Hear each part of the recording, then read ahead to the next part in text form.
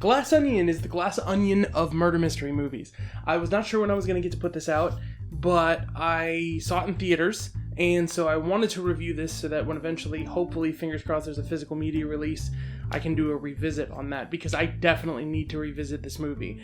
I very much enjoyed my time. I got to go with my wife, my brother-in-law, and we did not know that a close friend of ours had already been seated. So we got a surprise small little clique sitting right next to each other, and we all got to, sort of be served this mystery that unfolded. I'm just gonna go ahead and dive into it because I have a few big points. Number one, things in this movie are a little more obvious and at face value, but that's written into the story, and that's for a reason that I don't want to spoil for people now. There's a thing about the glass onion.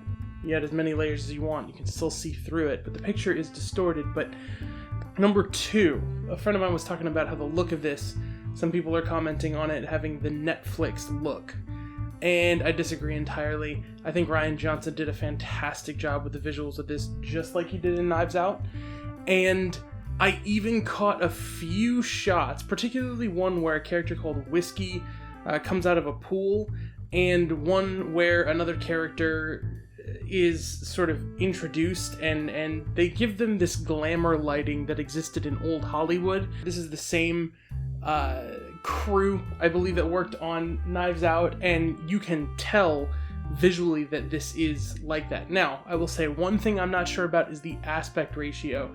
When we watched it projected, we all felt like someone was holding their phone up occasionally with a flashlight, and we noticed that our arms had light from the projector coming on it. So the picture we were seeing was not condensed to the screen size. I'm not entirely sure what happened, but I do know that a sliver of the movie was cropped at either the top or bottom or both. Definitely the bottom, at least, when we saw the movie.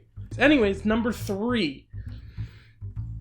This is an excellent movie about living in an echo chamber and the dangers of that, whereas Knives Out was an excellent murder mystery about how political divides are sometimes an illusion and a lot of people are similar. I feel like Knives Out was a murder mystery first, and I feel like this is a reflection on character first. Even down to how they used Benoit Blanc, where you're drawn into this movie instead of through a POV character like Marta, you're drawn into this movie through Benoit Blanc, and it's presented as if you don't know why he's there.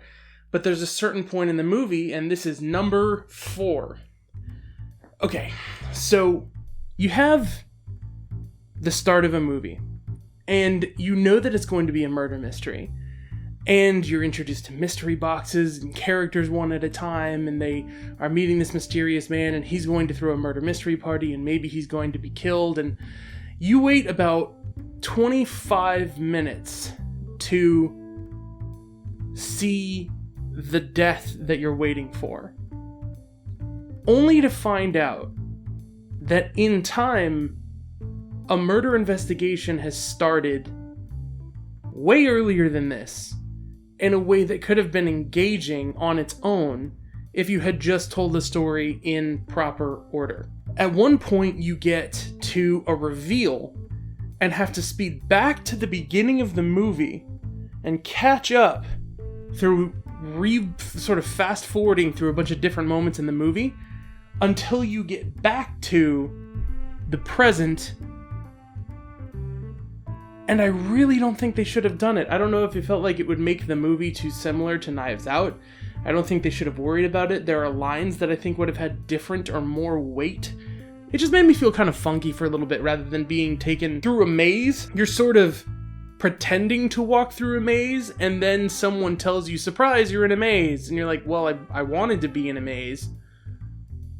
Thanks. And then you keep moving. I don't know. For me, it didn't work. For some people, it might keep things lively and keep things surprising. So, not anymore, sorry. So, the greatest thing about this movie is, to me, that you have this big warning about what happens to a person when they live in an echo chamber, which is just hearing back to yourself what you want to hear and filtering out the parts of the world that don't, support you. It's always important to have people and elements in your life that check you and give you a sense of accountability, and when you don't have that, I don't know, I think it's ironic. I think there's something interesting in Rian Johnson exploring that, because, there are so many different collaborators he's had on every different production he's been on. I don't ever think he's had the reins more than he's had in these two movies, Knives Out and Glass Onion. But I do think there's a part of him that's maybe subconsciously exploring the amount of control he has. I'll just say the thing about it is, with Knives Out, there is fun entertainment, but something there to chew on that makes it worth coming back. And Glass Onion, I think there's the same thing, even if I think that thing to chew on is a little more prominent and cared for than the murder mystery aspect. So, the standout performances to me are Janelle Monáe, Daniel Craig, Leslie Odom Jr., and Kathryn Hahn.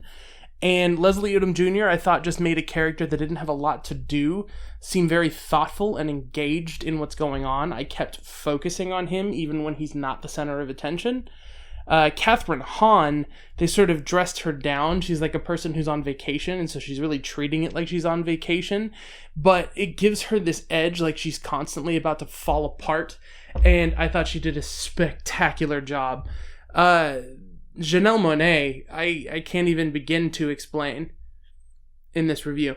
And Daniel Craig is absolutely loving the role that he's in with Benoit Blanc. So in all, I thought Glass Onion was a blast, and I think that people should really dive into it, because it's so rare that we get a new, surprising, original mystery thrill. It's not necessarily, well, it is kind of a thrill. It's a comedy.